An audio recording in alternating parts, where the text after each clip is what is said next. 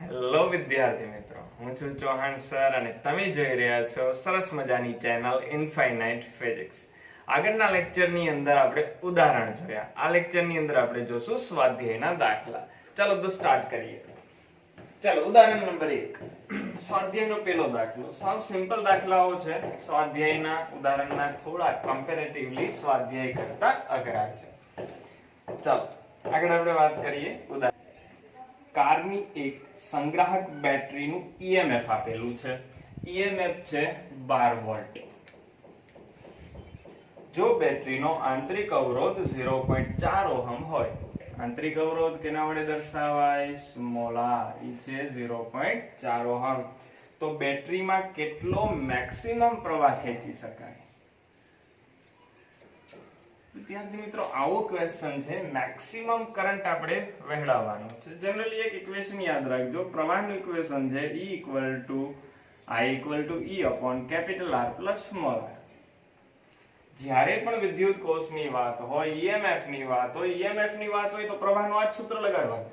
કેની વાત હોય? ઈએમએફ ની, તો આ જ સૂત્ર લગાડવાનું. I = R plus small r. અને જો વોલ્ટેજ ની વાત હોય તો તમને આવડે જ છે I = V/R. હવે આમાંથી મેક્સિમમ પ્રવાહ ક્યારે ખેંચી શકાય વિચારો છે. આ મેક્સિમમ ક્યારે થાય? જ્યારે છેદ ઓછો થાય. છેદ ક્યારે ઓછો થાય? સ્મોલ r તો છેદ ઈ તો હોય જ. કેપિટલ R કેટલો થાય તો પ્રવાહ મેક્સિમમ થાય? 0. તો ચાલો I maximum = E/R. ચાલો વિદ્યાર્થી મિત્રો, ઈ કેટલો છે? ઈ છે 12 વોલ્ટ. સોરી, કેપિટલ R તો 0 છે. શું આવશે? Small r. ચાલો સ્મોલ r કેટલો છે? 0.4. ચાલો તો આનો આન્સર કેટલો આવશે વિદ્યાર્થી મિત્રો? I maximum = 30 ampere. આટલો પ્રવાહ એની અંદરથી ખેંચી શકાય. ચાલો હવે ગણશું બીજો દાખલો. સાવ સિમ્પલ દાખલાઓ છે. 10 વોલ્ટ જેટલું ઈએમએફ E = 10 વોલ્ટ અને 3 ઓહમ જેટલો આંતરિક અવરોધ ધરાવતી સ્મોલ r આપ્યું છે 3 ઓહમ બેટરીના એક અવરોધક સાથે જોડેલ છે. જો પરિપથમાં વહેતો પ્રવાહ I = 0.5 એમ્પિયર હોય તો અવરોધકનો અવરોધ કેટલો? અવરોધ એટલે R ફાઇન્ડ કરવાનો છે. જ્યારે પરિપથના બંધ જોડેલો હોય તે સ્થિતિમાં ટર્મિનલ વોલ્ટેજ પણ મેળવો. ચાલો ટર્મિનલ વોલ્ટેજ પણ ફાઇન્ડ કરવાનો છે અને પ્રવાહ પણ ફાઇન્ડ કરવાનો છે. હમણાં જ આપણે કીધું ઈએમએફ હોય તો પ્રવાહનું સૂત્ર શું લાગે? I = E/R plus small r. ચાલો કરંટ આપણે આપી દીધેલો છે. આમાંથી આપણે શું મેળવવાનો? Capital R. તો છેદને સામે લઈ જાઓ તો અહીંયા E/I. તો કેપિટલ R = E/I - R. ઈ કેટલા છે? 10. છેદમાં કરંટ કેટલો છે? 0.5 માઈનસ R આંતરિક અવરોધ છે 3. ચાલો 0.5 એટલે 1/2, 2 છેદમાં 1/2, 2 જે હતા એ છેદનો છેદ અંશમાં એ થઈ ગયા 20. 20 - 3 જવાબ 17 ઓહમ. ચલો R મળી ગયો. હવે આપણે શું ફાઇન્ડ કરવાનું છે? હવે વોલ્ટેજ V. તો V = IR. ડાયરેક્ટ આ સૂત્ર લગાડો. બીજું એક સૂત્ર છે V = E - IR. તો પણ તમારો જવાબ મળી જાય. પણ અત્યારે હું કે V = IR. V કેટલો છે? સોરી, I કેટલો છે? 0.5. R કેટલો છે? R છે 17. ચાલો તો 17 ગુણાકારમાં 0.5 એટલે કેટલા થશે વિદ્યાર્થી મિત્રો? 8.5 વોલ્ટ. તો ચાલો આનો આન્સર પણ આપણે મળી ગયો. ચલો હવે ગણશું નેક્સ્ટ દાખલો. ચાલો 1 ઓહમ, 2 ઓહમ અને 3 ઓહમના 3 અવરોધો શ્રેણીમાં જોડેલા છે. આ સંયોજનનો કુલ અવરોધ પહેલા તો ફાઇન્ડ કરવાનો. ચાલો આ તો સાવ સિમ્પલ છે વિદ્યાર્થી મિત્રો. એક 1 ઓહમ, એક 2 ઓહમ, એક 3 ઓહમ શ્રેણીમાં જોડ્યા છે અને એની સાથે જોડેલી છે નીચે આપેલું છે 12 વોલ્ટની બેટરી.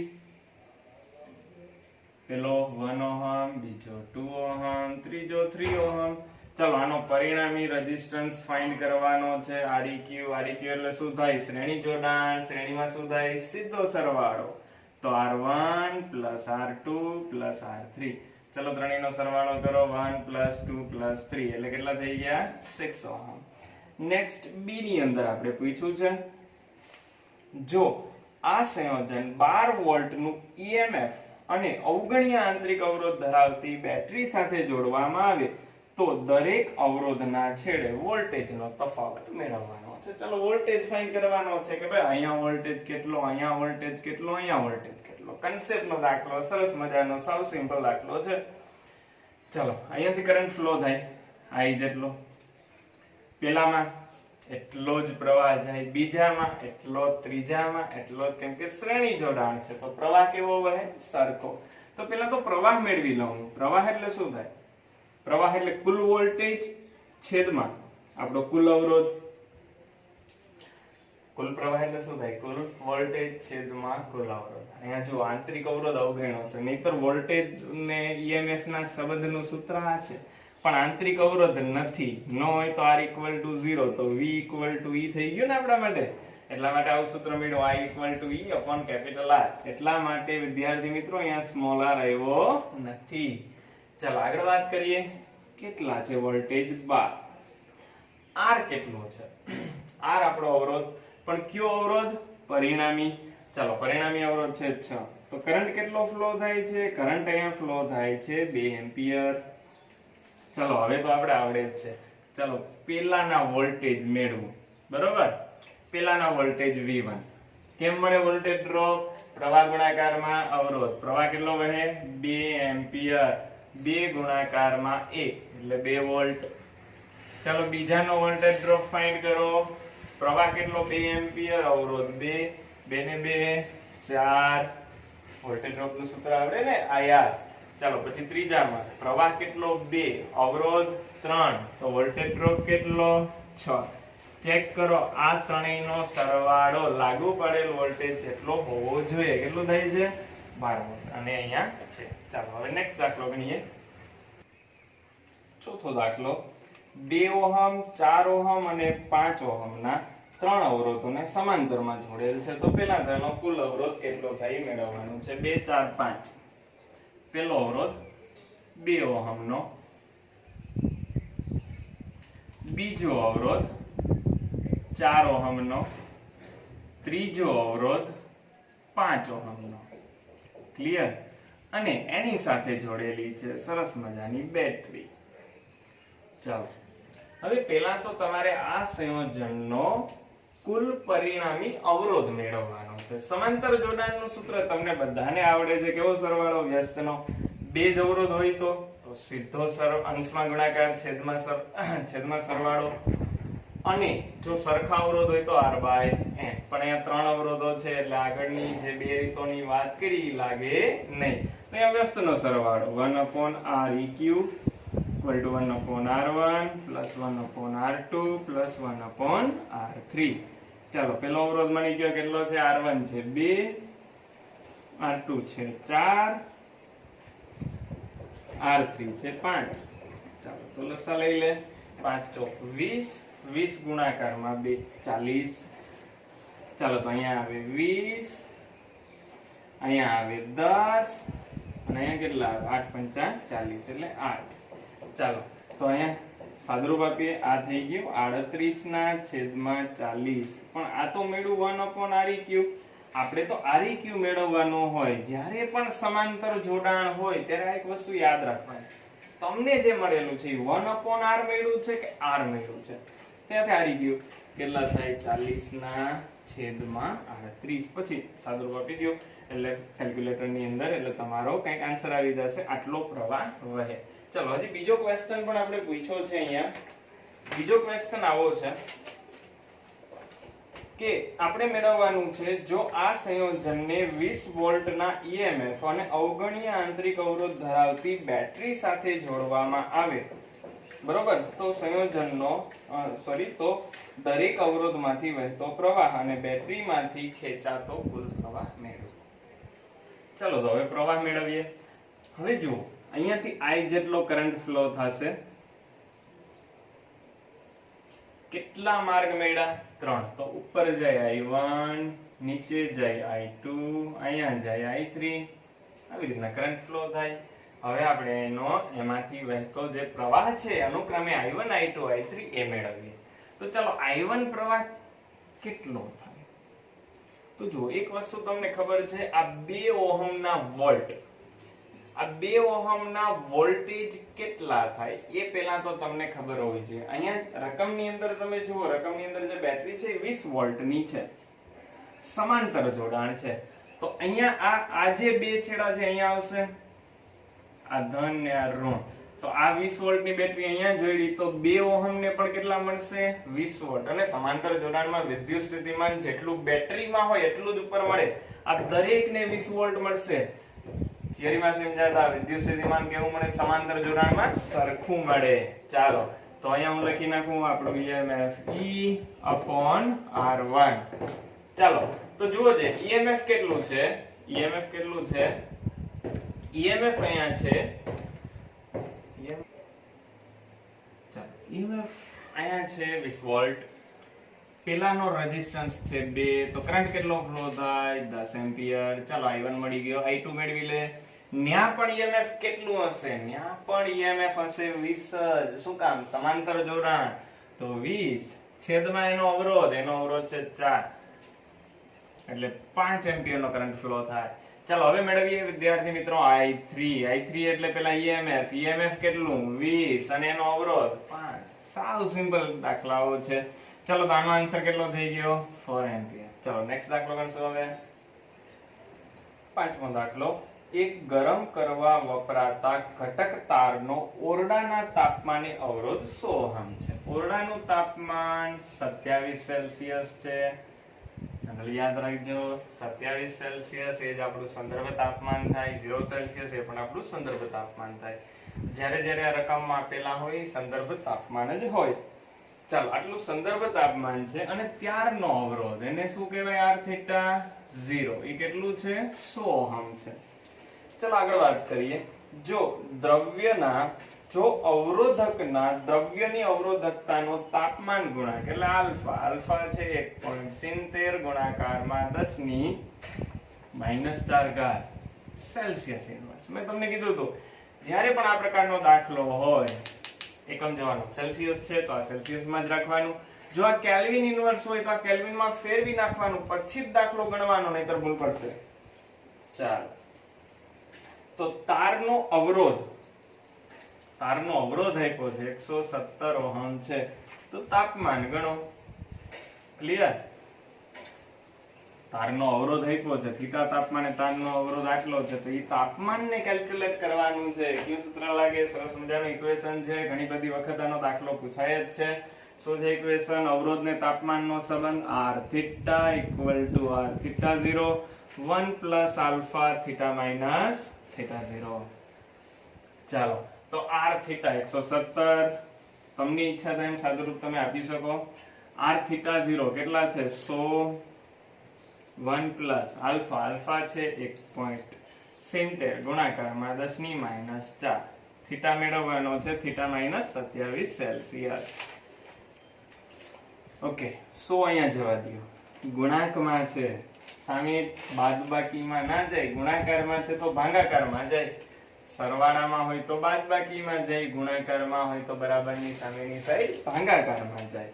તો 170 ભાગાકારમાં 100. બાકીનું એમને એમ લખીએ. બાકી કઈ આપણે તેમ નથી એટલે એમને એમ લખી દઈએ આપણે.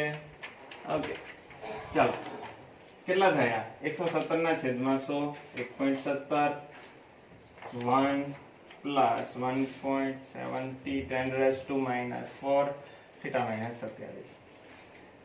સામે આવશે 1 સામે આવે તો કેટલા થઈ જાય? એક બાદ કરી નાખો 0.70. ચાલો હવે જુઓ જોઈએ.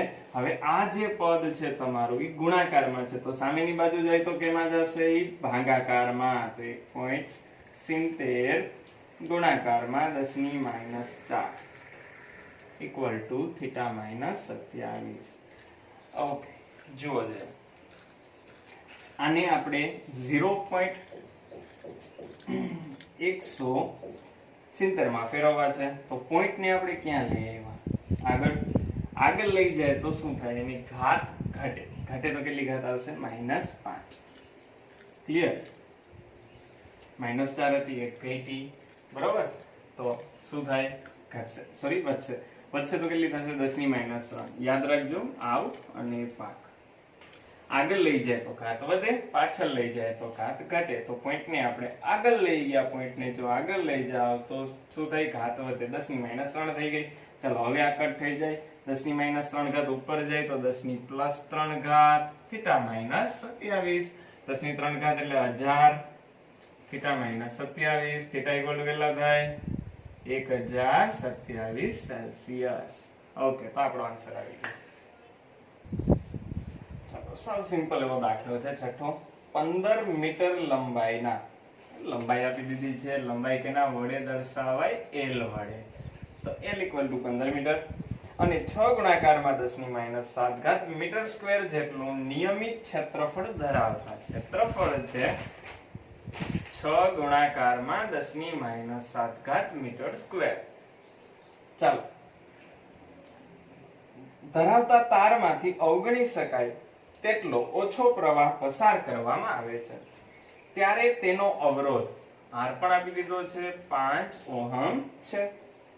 તો આ પ્રયોગ કરવા તાપમાનને તારના દ્રવ્યની અવરોધકતા કેટલી? ચાલો, રો ફાઇન્ડ કરવાનો છે. સૂત્ર આપણે આવડે જ છે. અવરોધકતા વાળું ઇક્વેશન શું છે? અવરોધકતા વાળું ઇક્વેશન અવરોધકતા ને R આવે એવું સૂત્ર. તો સૂત્ર શું થાય? R equal to rho L upon A. આમાંથી શું મેળવવાનું છે? રો. રો ઇક્વલ ટુ થાય RA અપોન L. ચાલો, તો R ની વેલ્યુ છે 5, ક્ષેત્રફળ છે 6 ગુણાકારમાં 10 ની -7, L 15, 6 પંચા 30, 30 ના છેદમાં 15 એટલે 2 ગુણાકારમાં 10 ની -7 ઘાત. અવરોધકતા છે. અવરોધકતાનો એકમ યાદ છે ને? શું થાય? ને ત્રણથી બનાવી શકો, ઓહમ ઇન્ટુ મીટર. ચાલો, તો આન્સર મળી ગયો. નેક્સ્ટ દાખલો ગણીએ. સ્વાધ્યાયનો 7મો દાખલો. એક ચાંદીના તારનો 27.5 સેલ્સિયસ તાપમાને અવરોધ છે. જો આને સંદર્ભ તાપમાન ના કહેવાય. સંદર્ભ તાપમાન તરીકે જનરલી આપણે લેવું જોઈએ 0 સેલ્સિયસ કે 27 સેલ્સિયસ. જનરલી આપણા દાખલાની અંદર ચોખવટ હોવી જોઈએ, પણ અહીંયા નથી. તો આ સંદર્ભ તાપમાન નથી, આ આપણા માટે કઈ થીટા છે. તો ઈ છે 27.5. તાપમાનને અહીંયા થીટા વડે આપણે દર્શાવીએ છીએ, તમને હવે ખ્યાલ હશે. ત્યારનો અવરોધ છે 2.1 ઓહમ. રેડી? પછી 100 સેલ્સિયસ તાપમાન એટલે બીજું તાપમાન. આ પહેલું તાપમાન છે, આ બીજું તાપમાન છે. બીજું તાપમાન છે 100 સેલ્સિયસ. ત્યારે એનો અવરોધ આ θ1 આ θ2, ત્યારે એનો અવરોધ થાય છે 2.7 ઓહમ. તો આપણે મેળવવાનો છે તાપમાન ગુણાંક આલ્ફા. આ દાખલાની અંદર આમ તો આપણે ચોખવટ કરીને આપવું જોઈએ કે આ બે વેલ્યુ આપી છે અને સંદર્ભ તાપમાન 0 સેલ્સિયસ છે, આપવું જોઈએ, પણ આપેલું નથી. પણ જે ટેક્સ્ટ બુક ની અંદર જે દાખલો ગણેલો છે એ આવી જ રીતે હું જે અહીંયા બોર્ડમાં ગણીશ એવી જ રીતે ગણેલો છે. તો યાદ રાખવું પડશે આ દાખલા માટે સંદર્ભ તાપમાન 0 સેલ્સિયસ લેવાનું છે. કેટલું લેવાનું છે? સંદર્ભ તાપમાન 0 સેલ્સિયસ. ચાલો, અને ત્યારનો અવરોધ r θ 0 એ પણ આપણી આગળ નથી, એ મેળવવાની પણ જરૂર નથી, પણ એ આપણી આગળ નથી. ચાલો, તો આ સંદર્ભ તાપમાન વાળું અને પેલું એ બે લઈ અને ઇક્વેશન મૂકીએ.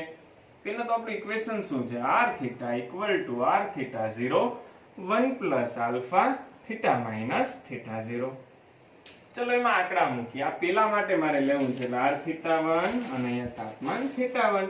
ખાલી એમને એમ તમે આંકડા ન મૂકો ને, આની સાથે પેલી વખત આ લ્યો, પછી આની સાથે બીજી વખત આ લ્યો તોય ચાલે.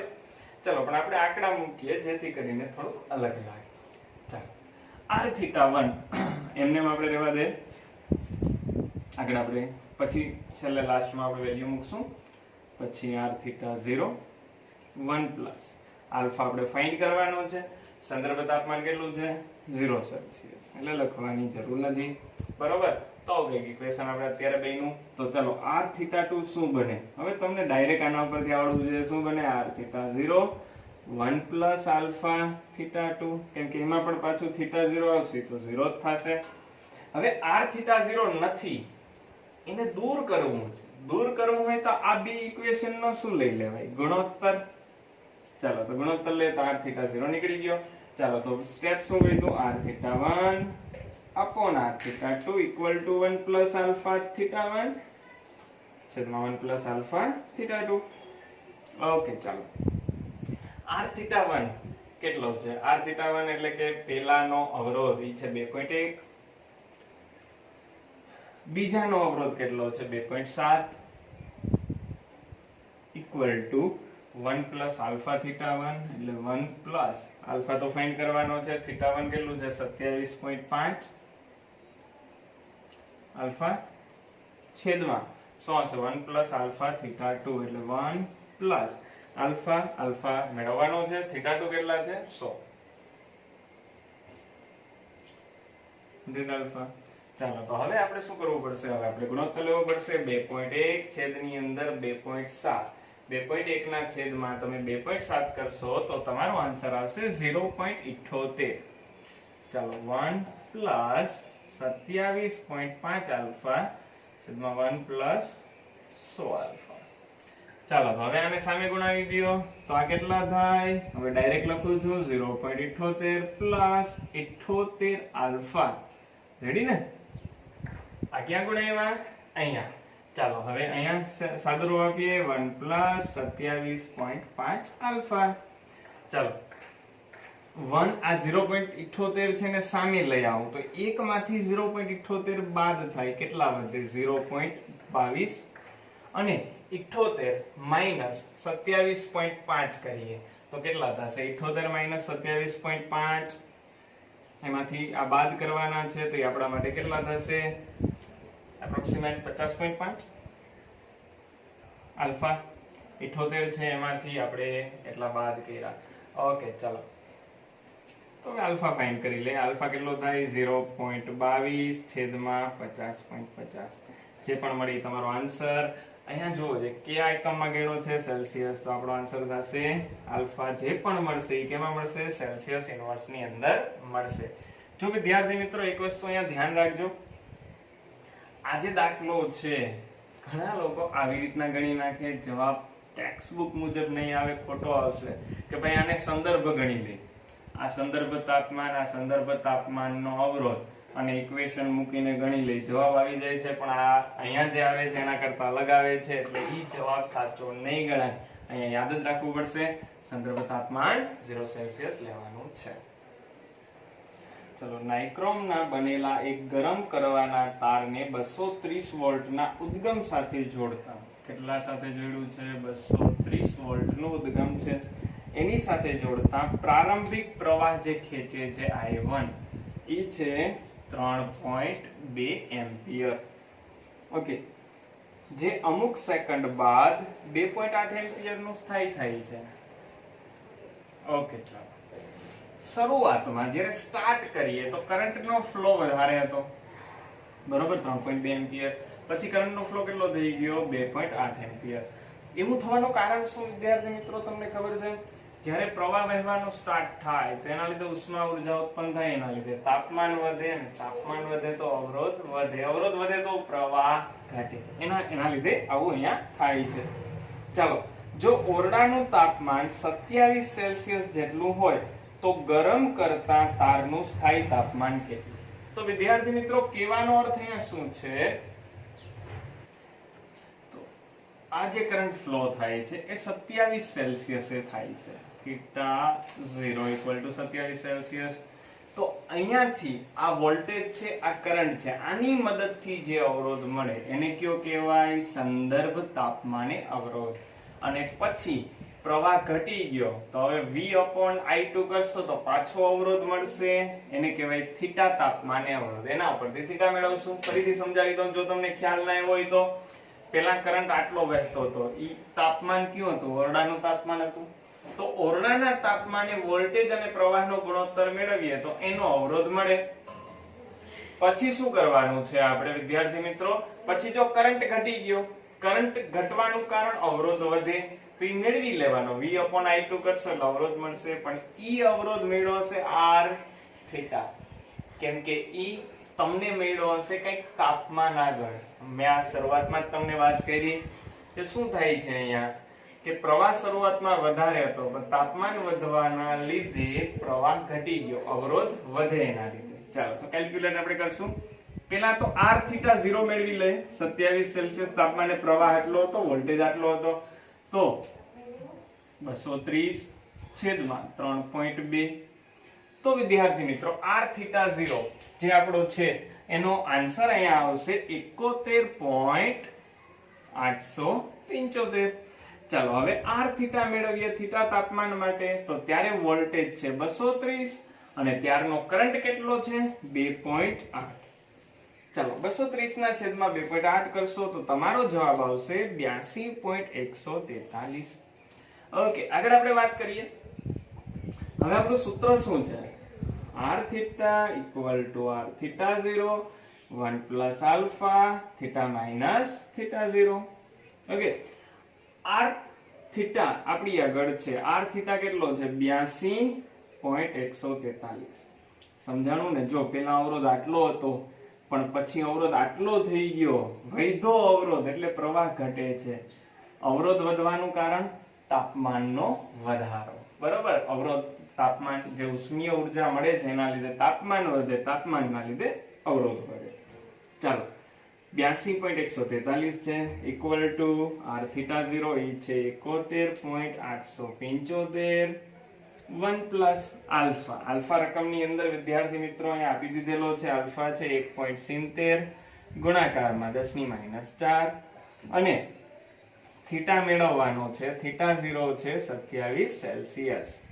ઓકે, ચાલો તો 82.143 છેદમાં 71.875. આ તો એમને 1 પ્લસ 1 1.70 10 raised to -4 થીટા -27. ચલો હવે શું થાય? આ બે નો ભાગાકાર થાય. તો આ બે નો ભાગાકાર કેલ્ક્યુલેટરમાં કરશો તો તમારો કંઈક આન્સર મળશે અને એ આન્સર મળે છે 1.14. ઓકે, 1.14 ઇક્વલ ટુ 1 પ્લસ આ તો એમને 1.70 ગુણાકારમાં 10 ની -4 ઘાત થીટા -27. ચલો 1 ને સામે જવા દો, 1 ને સામે જવા દો તો ઈ એમાંથી બાદ થશે તો થશે 0.14. 1.70 ગુણાકારમાં 10 ની -4 ઘાત થીટા -27. ચાલો હવે આપણે શું કરશું? 0.14 આ ગુણાકારમાં છે, સામેની સાઈડ કેમાં આવે? ભાગાકારમાં. Equal to theta -27. આનું કેલ્ક્યુલેશન કેલ્ક્યુલેટરની અંદર તમે કરશો તો એનો આન્સર આવશે 823.5 ઇક્વલ ટુ થીટા -27.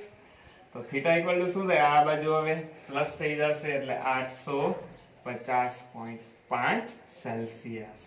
ચાલો અહીંયા દાખલો કમ્પ્લીટ થયો. ચાલો સ્વાધ્યાયનો 9મો. આ દાખલાની અંદર દરેક શાખામાંથી વહેતો પ્રવાહ મેળવવાનો છે. કેટલી શાખાઓ છે જોઈ લો. AB, BC, CD, AD અને BD. ટૂંકમાં 5 શાખાનો કરંટ ફ્લો જે થાય છે એ આપણે મેળવવાનો છે. તો ચાલો અહીં એક બેટરી છે, તો બેટરીમાંથી પ્રવાહ વહેશે. કેટલો વહેશે બેટરીમાંથી પ્રવાહ? I જેટલો. ચલો I જેટલો પ્રવાહ તમને ખબર છે, હવે બધાને અહીંયા સુધી આવશે. કેટલા માર્ગ મળે છે? અહીંયાથી 2 માર્ગ મળે છે. તો I1 જેટલો કરંટ ઉપર જાય, I2 જેટલો કરંટ નીચે જાય. ફરીથી કેટલો કરંટ ઉપર જાય? I1. નીચે કેટલો જાય? I2. ચલો I1 કરંટ અહીંયા આવશે. ફરીથી વહેવા માટે કેટલા માર્ગ મળે છે? 2 માર્ગ. કેટલા માર્ગ મળે છે? ફરીથી અહીંયા 2 માર્ગ મળે છે. જો અહીંયા 2 માર્ગ મળતા હોય તો ધારી લઉં કે આ સાઈડ પ્રવાહ ગયો I3. આ સાઈડ આપણું મેઇન ટર્મિનલ છે, તો તમને ઈચ્છા હોય તમે ધારી શકો, પણ આપણે અહીંયા લઈએ.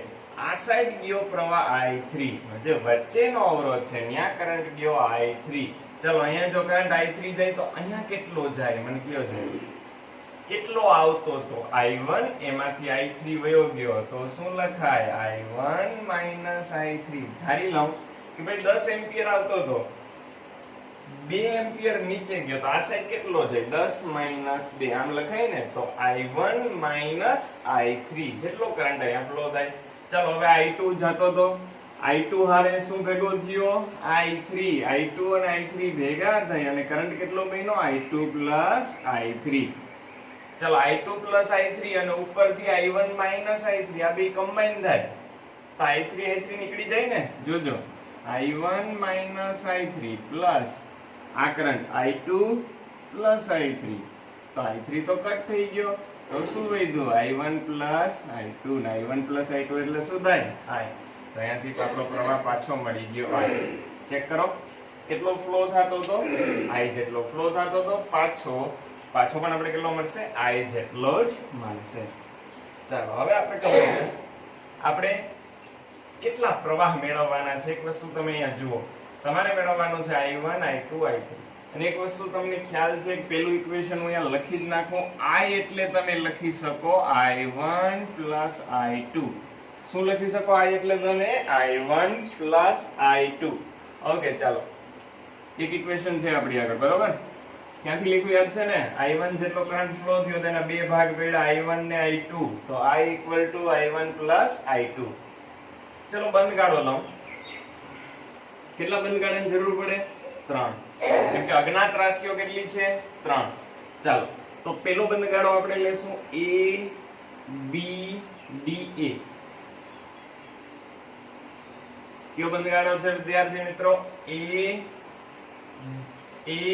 B D A ઓકે તો પહેલા આપણે કેમ જવાનું છે જોજે પહેલા આપણે જશું A થી B પહેલા ક્યાં જશું આપણે A થી B આપણી દિશા A થી B કરંટ ફ્લો પણ એ જ દિશામાં તો કેવી નિશાની માઈનસ યાદ છે ને બેની દિશા સરખી તો માઈનસ નિશાની આવશે બેની દિશા વિરુદ્ધ તો પ્લસ નિશાની આવશે તો અહીંયા માઈનસ થઈ ગયું માઈનસ અવરોધ છે 10 પ્રવાહ ન્યાનો છે I1 હંમેશા માટે અવરોધ ગુણાકારમાં પ્રવાહ કરી દેવો ચલો 10 I1 ચલો B આગળ પહોંચી ગયા હવે ક્યાં જશું B થી D ચલો B થી D આપણે જવું છે B થી D પ્રવાહ પણ એ દિશામાં વહે પાછું માઈનસ ન્યાનો અવરોધ 5 ન્યાનો પ્રવાહ I3 ચલો હવે આપણે કેમ જશું હવે આપણે જશું D થી A બરોબર તો D અહીંયા છે A અહીંયા છે આપણી દિશા D થી A પ્રવાહ આપણી કઈ દિશામાં આવે છે વિરુદ્ધ આવે તો નિશાની પ્લસ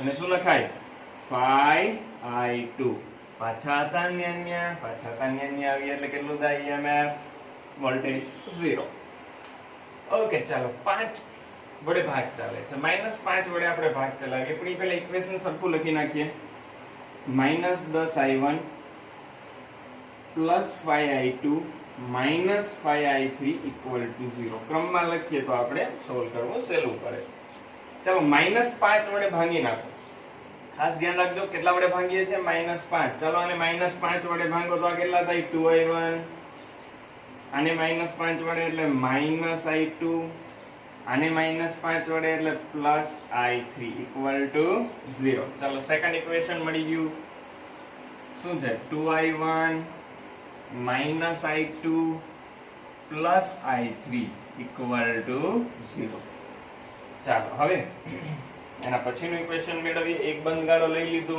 હવે બીજો બંધ ગાળો આપણે લેશું કયો બંધ ગાળો વિદ્યાર્થી મિત્રો આપણે લીધો A B D A હવે લેશું B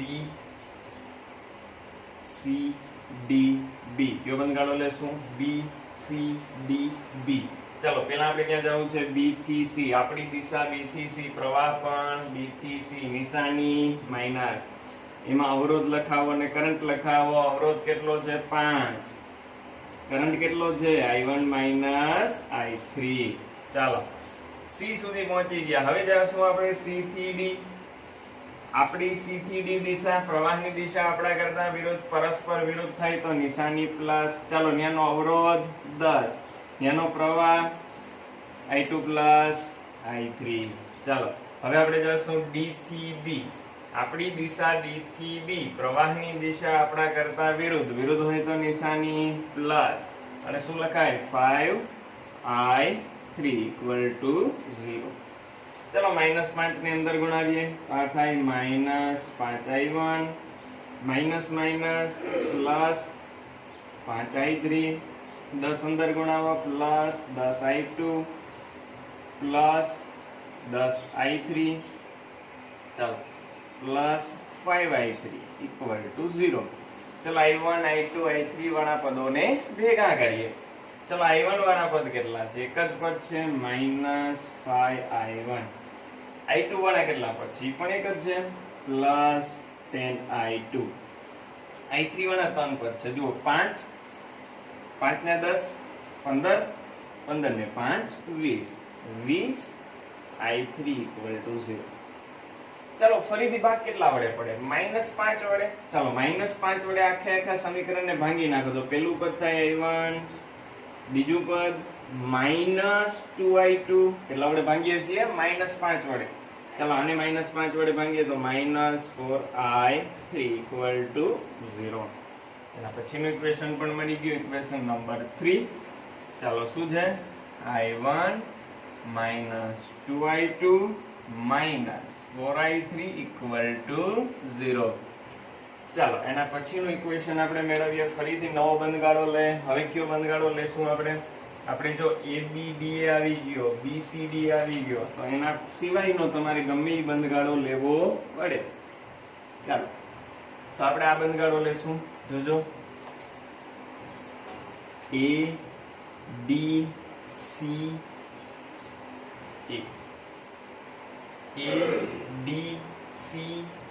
પાછું A. આ બંધગાળો આપણે લેવો છે. એટલે નીચેનો અવરોધ આવી જાય એવો નથી, એટલે ઓકે, નહીંતર એને દુઃખ લાગે. બરોબર, દરેક અવરોધ અહીંયા આવવો જોઈએ. ચાલો આપણે પેલા ક્યાં જવાનું છે? A થી D. ક્યાં જવાનું છે? A થી D. બરોબર, આપણી દિશા A થી D, કરંટની દિશા પણ A થી D. તો આ -5i2.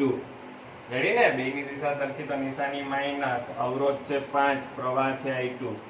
ચલો હવે ક્યાં જશું? B થી C. આપણે D થી C જવાનું છે. પ્રવાહ પણ એ દિશામાં જાય, નિશાની માઈનસ.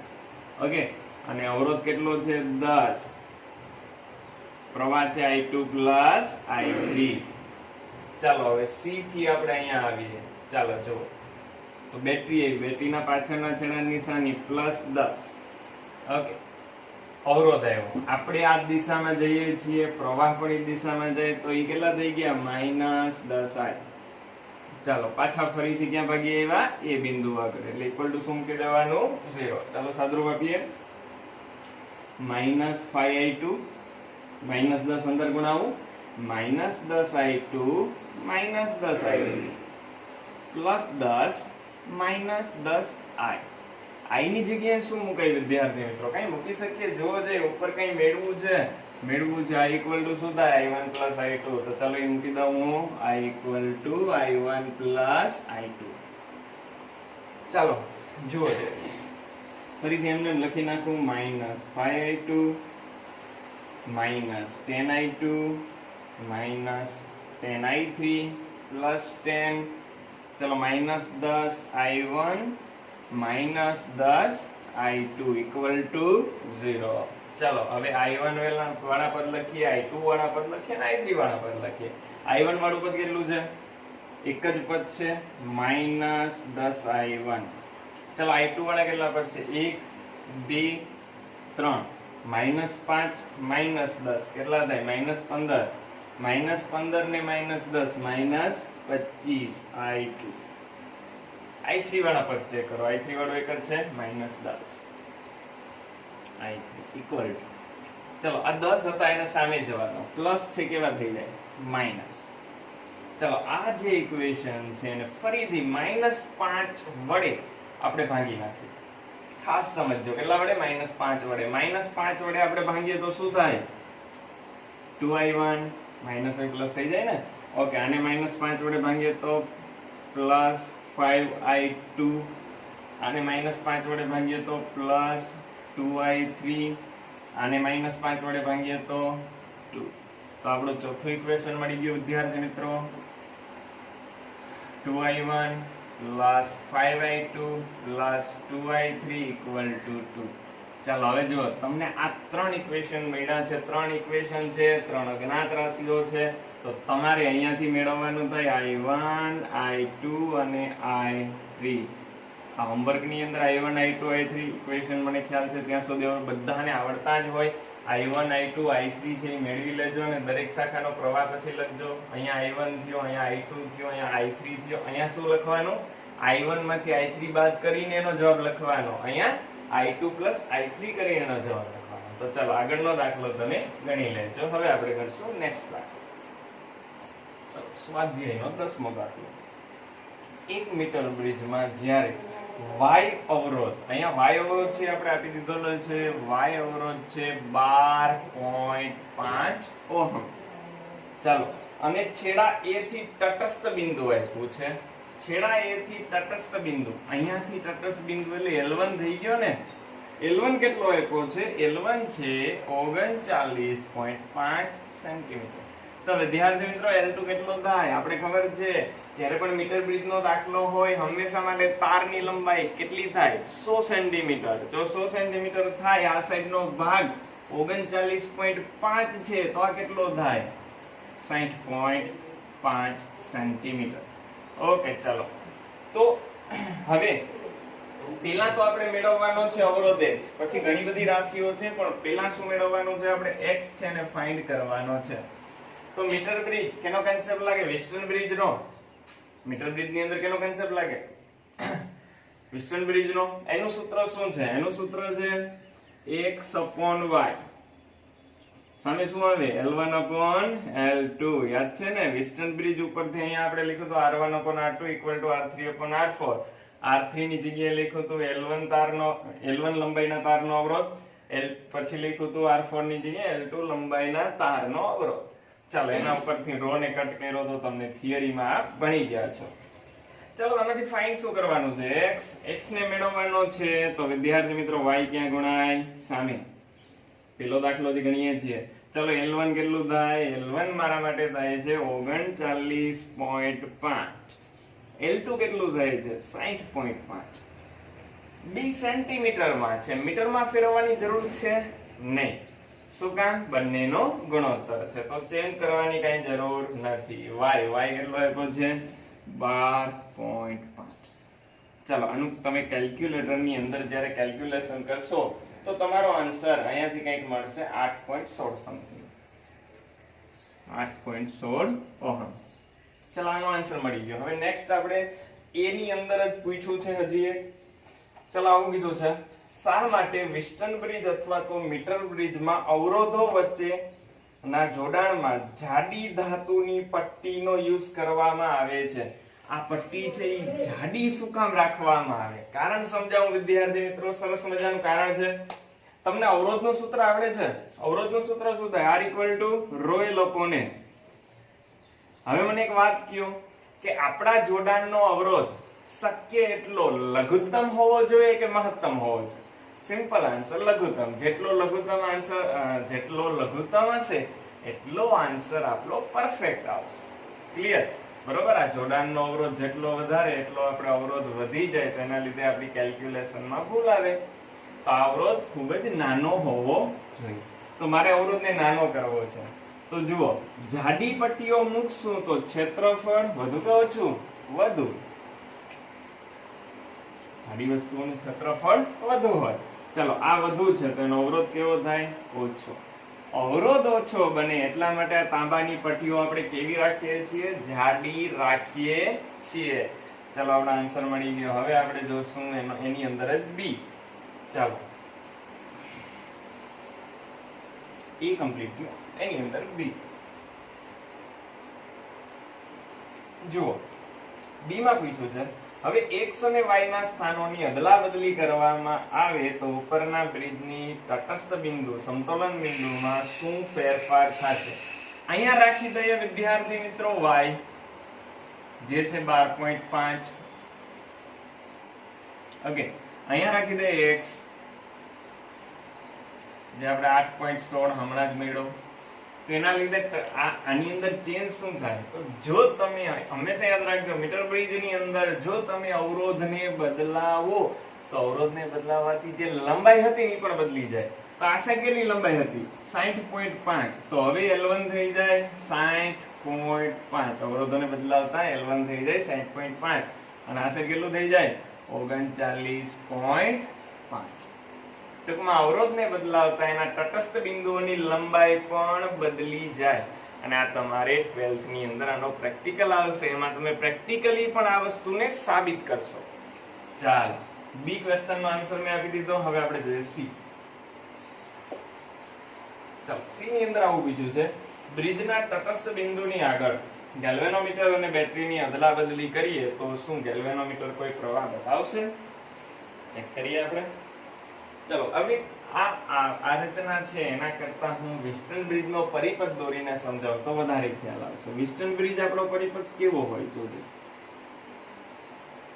કંઈક આવી રીતે હોય વિસ્ટન બ્રિજ ની અંદર.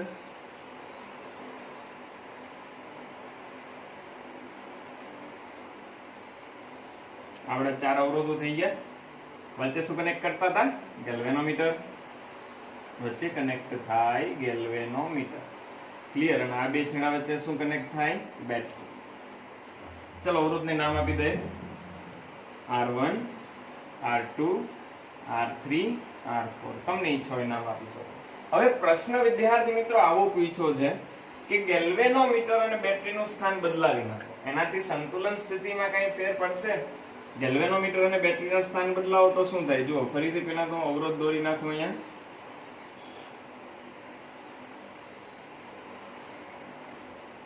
ચલો, આપણે પહેલા તો 4 અવરોધ.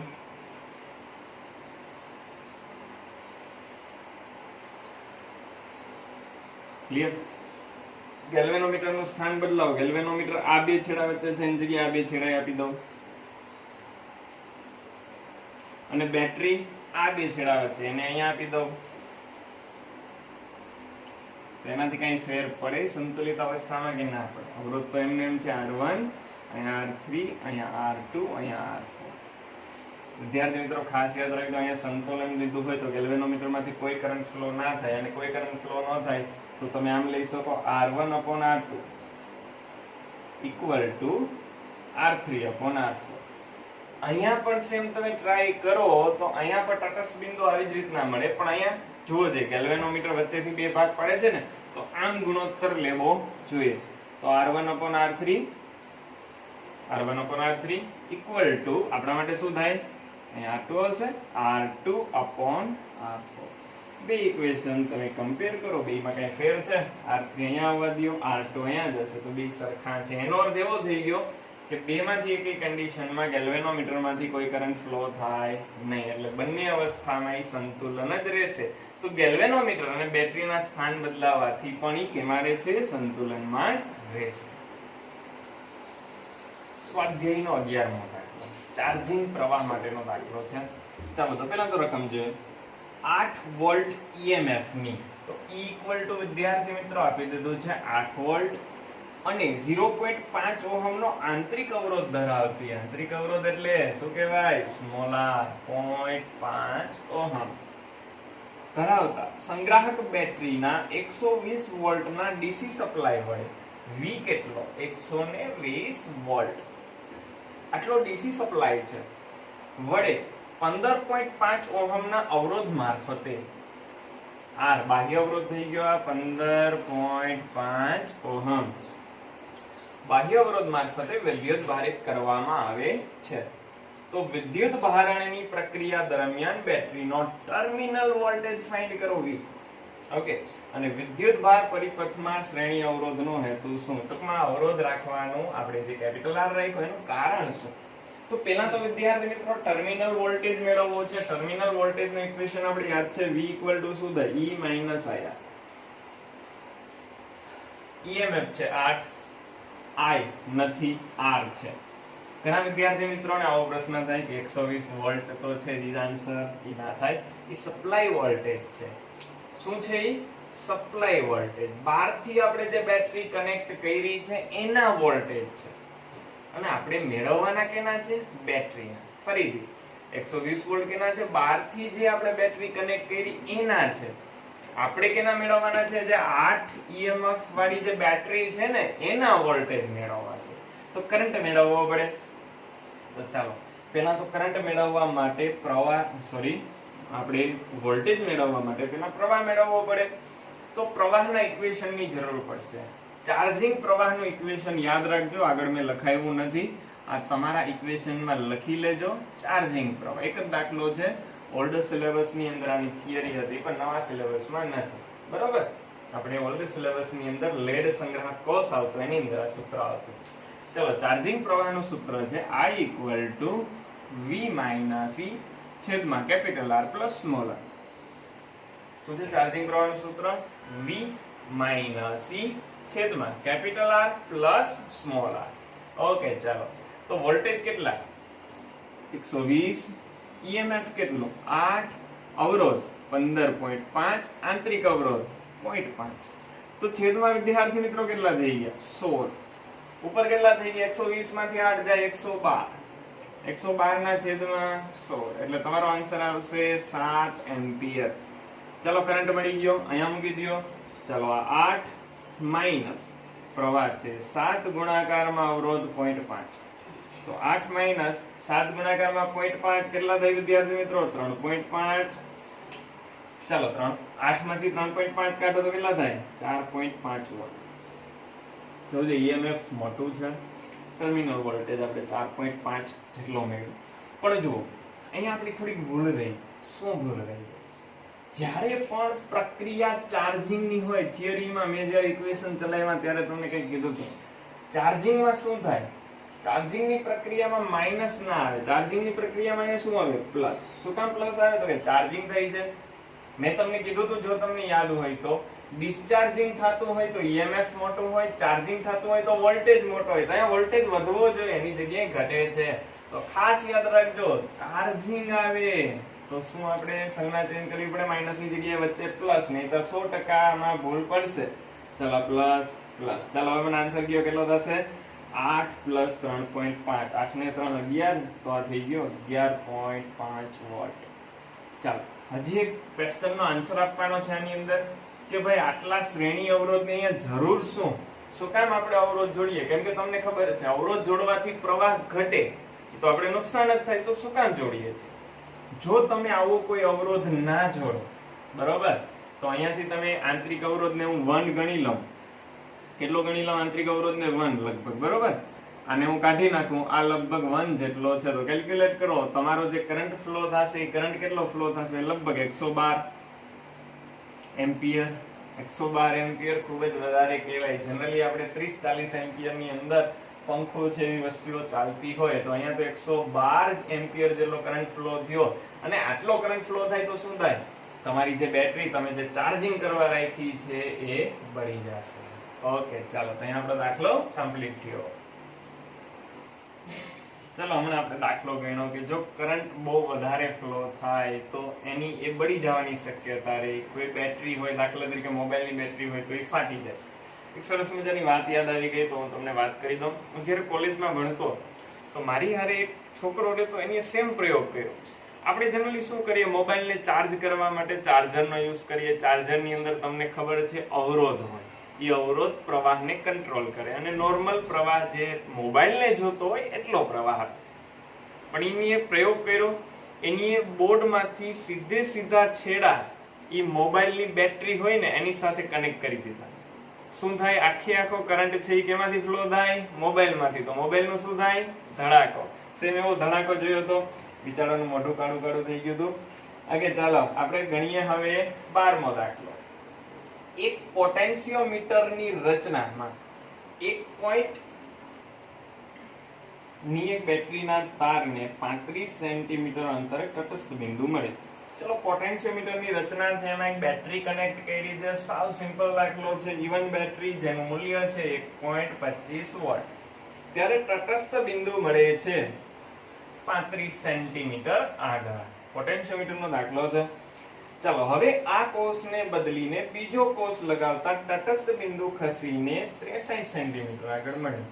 હવે બીજો કોષ લગાડ્યો, જેનું EMF ધારી લો E2 છે, ત્યારે તટસ્થ બિંદુ L2 ક્યાં મળે છે? 63 સેન્ટીમીટર આગળ. તો શું ફાઇન્ડ કરવાનું છે? બીજા કોષનું EMF. યાદ છે ને આપણે પોટેન્શિયોમીટરની અંદર આ સૂત્ર ભણ્યા હતા EMF ને સરખામણીનું. તો શું થાય? E1/E2 ઇક્વલ ટુ સામે L1/L2. તો ચાલો E2 ને જો હું કરતા બનાવું તો E1 L2 છેદમાં L1. ચાલો E1 કેટલા છે? 1.25 25 L2 કેટલા છે? L2 છે 63. ઓકે, છેદમાં L1 છે 35. તમે જ્યારે આનું કેલ્ક્યુલેશન કરશો તો તમારો આન્સર વિદ્યાર્થી મિત્રો અહીંયાથી આવશે 2.25 વોટ. ચાલો, દાખલો પૂરો થઈ ગયો. સાવ સિમ્પલ દાખલો છે. સ્વાધ્યાયનો છેલ્લો દાખલો, ઉદાહરણ નંબર 3.1. જે પેલું ઉદાહરણ ભણ્યા હતા એની વાત છે. ઉદાહરણ નંબર 3.1 માં કોપરના સુવાહકમાં મુક્ત ઇલેક્ટ્રોનની અંદાજિત સંખ્યા ઘનતા એટલે સ્મોલ n, એકમ કદ દીઠ રહેલા ઇલેક્ટ્રોનની સંખ્યા કેટલી છે?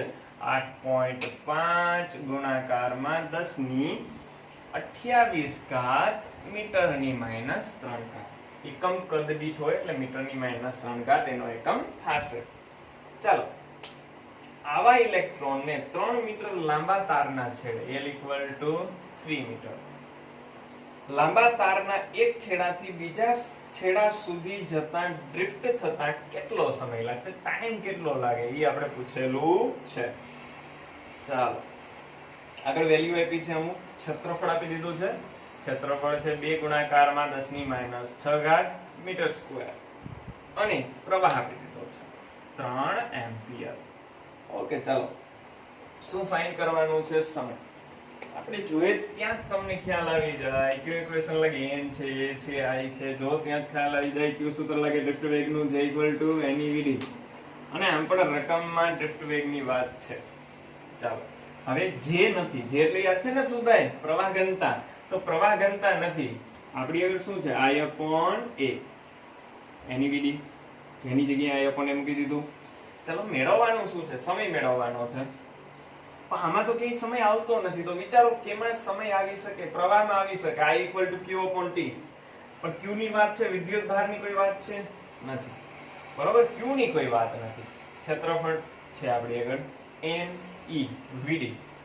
તો કાં તો અહીંયા જુઓ જે તમે થોડુંક વિચારો, પ્રવાહ આપેલો છે, ક્ષેત્રફળ આપેલું છે, n આપેલું છે, e આપેલું છે, Vd નથી. તો Vd માંથી સમય મળે એવું કંઈક આપણે કરવું છે. કેમાંથી સમય મળે? Vd માંથી. ડ્રિફ્ટ વેગમાંથી ટાઈમ મેળવવો છે. વેગ છે, વેગ એટલે શું થાય? અંતરના છેદમાં સમય. દાખલો આવો છે, આપણો L લંબાઈનો કોઈ પદાર્થ છે, બરોબર? એમાં ઇલેક્ટ્રોન અહીંયાથી અહીંયા સુધી અથડાતા આવશે, સીધા માર્ગે નહીં આવે, પણ અથડાતા અહીંયાથી અહીંયા સુધી પહોંચશે. તો અહીંયા એનો વેગ કેટલો થાય? વેગ એટલે કાપેલું અંતર છેદમાં સમય. તો Vd ની જગ્યાએ હું શું મૂકી દઉં? L/t. ચાલો, t ને હું કરતા બનાવું. t અહીંયા આવી જાય તો આ થાય NeLa. ક્લિયર? t અહીંયા આવી જાય તો NeA/ શું થશે? I. ફરીથી એકવાર ચેક કરી લે. આ છેદ છે એટલે ક્યાં જશે? અંશમાં. આ છેદ છે એટલે ક્યાં જશે? અંશમાં. અંશ છે એટલે ક્યાં જશે? છેદમાં. ઓકે, ચાલો, હવે બધાની વેલ્યુ મૂકીએ એટલે ટાઈમ મળી જાય આપણે. તો n એટલે એની સંખ્યા ઘનતા કેટલી થાય? 8.5 ગુણાકારમાં 10^28 ગુણાકારમાં e નો વીજભાર 1.6 ગુણાકારમાં 10^-19. ચાલો, પછી L એટલે લંબાઈ કેટલી છે? 3 મીટર.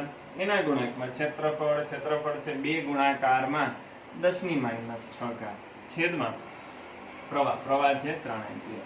ચલો, તમે આનું સાદુરૂપ આપશો તો તમારો ટાઈમ છે એ ટાઈમ કંઈક આટલો મળશે. ટાઈમ મળશે 2.7 ગુણાકારમાં 10^4 સેકન્ડ. જો તમે એને કલાકની અંદર ફેરવશો તો આન્સર મળશે 7.5 કલાક. આટલો ટાઈમ ઇલેક્ટ્રોનને એક છેડેથી બીજા છેડા સુધી જતા લાગશે. ચાલો, અહીંયા આપણા સ્વાધ્યાયના દાખલા છે એ કમ્પ્લીટ થયા. ચાલો, જો તમને વિડીયો ગમ્યો હોય લાઈક કરજો, શેર કરજો ને સબસ્ક્રાઇબ કરજો. Thank you.